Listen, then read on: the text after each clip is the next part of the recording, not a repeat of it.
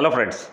दोस्तों, मैं नहीं, हम, यानी कि एक नहीं अनेक, क्योंकि अनेक लोगों में अनेक तरह की क्वालिटीज़ होती हैं। हर किसी में कोई ना कोई ख़ास बात होती है। दोस्तों, यदि उनमें से कुछ लोगों को चुनकर एक टीम बना ली जाए तो किसी भी बड़े काम की सफलता को सुनिश्चित किया जा सकता है। ये एक टीम का सबसे बड़ा अहम पहलू है।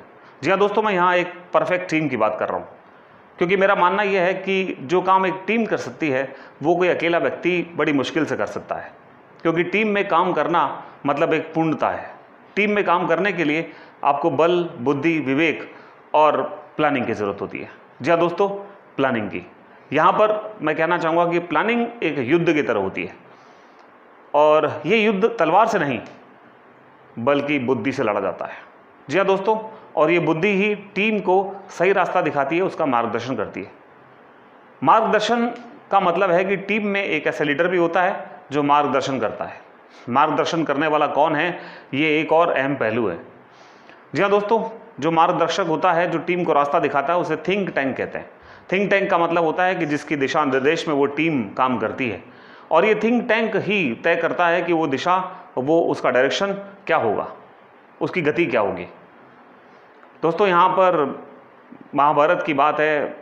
दुर्योधन के थिंक टैंक यानी कि उनके सलाहकार जो थे वो उनके मामा शकुनी थे, जो कि कूटनीति के महारथी थे।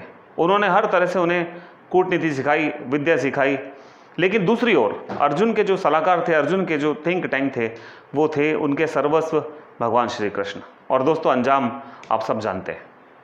अंजाम के बारे में जानकर जब हमें ये पता चलता है कि हमारा मार्गदर्शक या हमारा सलाहकार जो है वो पूरी टीम की हार और जीत का परचम लहरा सकता है, तो यहाँ सबसे इम्पॉर्टेंट बात यह है कि जो टीम का मार्गदर्शक है वो कैसा होना चाहिए।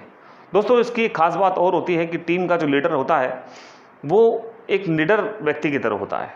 यानी कि ऐसा कह सकते हैं हम कि लीडर जो होता है वो निडर होता है। निडर का मतलब होता है कि वो व्यक्ति जो पहले डर का सामना खुद करता है और फिर पूरी टीम को रास्ता दिखाता है उस सफलता के मार्ग पर चलने का। जहाँ दोस्तों, यहाँ पर मैं कहना चाहूँगा कि टीम का मार्गदर्शक पूरी टीम की गति और पूरी दिशा को बदलने की ताकत रखता है। और वही जो असल में लीडर होता है वो एक गुरु की तरह होता है, एक मेंटर की तरह होता है। दोस्तों, यहाँ एक पुरानी बात है। गुरु वशिष्ठ ने रामायण में जब श्री राम को ज्ञान दिया था तब उन्हें एक बात और बताई थी कि गुरु असल में कौन होता है। उन्होंने बताया था श्री राम जी को कि गुरु असल में वो व्यक्ति होता है जो आपको ये कहे कि मैं कर सकता हूँ, मैं तुम्हें रास्ता दिखाता हूँ और तुम भी कर सकते हो। गुरु वो नहीं होता है जो ये कहे कि मैंने कर लिया है और तुम भी कोशिश करके देख लो, तुम शायद कर पाओ। गुरु हमेशा एक मार्गदर्शक की तरह होता है। एक सकारात्मक ऊर्जा के साथ वो अपने शिष्य में वो चीज़ें डालता है जो उस समय उसकी सबसे ज़्यादा ज़रूरत की होती है। जी हाँ दोस्तों, यहीं शुरू होता है कि एक मार्गदर्शक का रोल, और वो एक टीम को दिशा निर्देश दे के उसकी पूरी गति को बदल सकता है। दोस्तों, टीम का जो लीडर होता है उसमें एक खास बात होती है कि वो अपने सुख और अपने दुख को भूल कर भी अपनी टीम के हितों की रक्षा करता है, बल्कि दूसरों के दुखों को दूर करता है। रामायण में श्री राम भगवान ने अपने पिता के दुखों को जाना, उनके कारण को जाना, और फिर अपने पिता के वचनों की लाज रखने के लिए वन में जाना स्वीकार किया, और अपने भाई भरत के लिए एक पल में अपने राज्य का त्याग कर दिया, अपने सुख का त्याग कर दिया। और वो कठिन तपस्या हाथ में ली जो कोई भी व्यक्ति लेने को तैयार नहीं होता था, लेकिन उन्होंने उस मर्यादा में वो सब चीज़ें की जो एक अच्छे व्यक्ति को, एक अच्छे मानव के स्वभाव को वो करनी चाहिए। क्योंकि वो मानव स्वभाव में, मानव रूप में अवतार थे, तो उन्होंने ये भी सिखाया कि आपको इस दुनिया में रहकर आपको अपने सुखों का त्याग भी करना पड़े तो कर देना। साथ ही उन्होंने ये बताया कि जो दुख हैं, अगर आप किसी दूसरे के दुख हरते हो तो आपके दुख स्वयं दूर हो जाते हैं।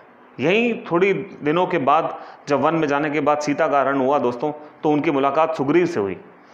सुग्रीव जो पहले से दुखी थे, उनका राज्य जा चुका था, उनकी पत्नी को भी उनका भाई बाली जो है वो हरण करके ले गया था।